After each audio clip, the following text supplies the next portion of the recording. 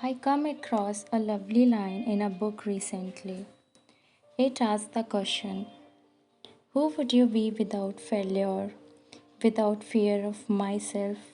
How would I live and who would I be like? I like to think I'm on my journey to be that person.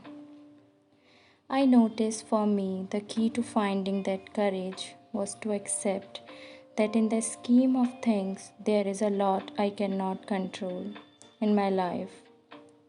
For example, I can try to take care of myself, eat well, and exercise.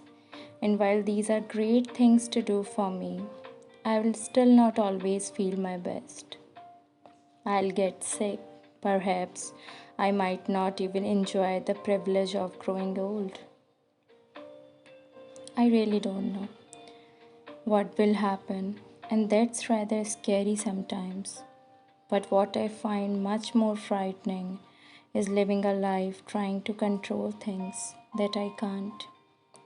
For me, it felt like slowly releasing years of behaviors that I relied on to give me a grander sense of control than I really had over my life.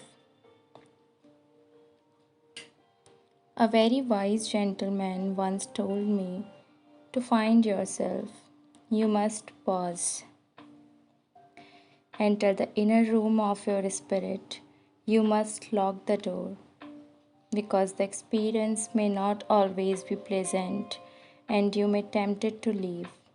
But after you slowly work through what needs to be dealt with, you will be left with the seed of something special.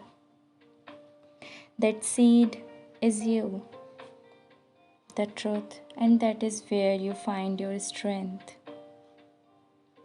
I can make changes in my life that will help me grow and find peace, and I am not powerless.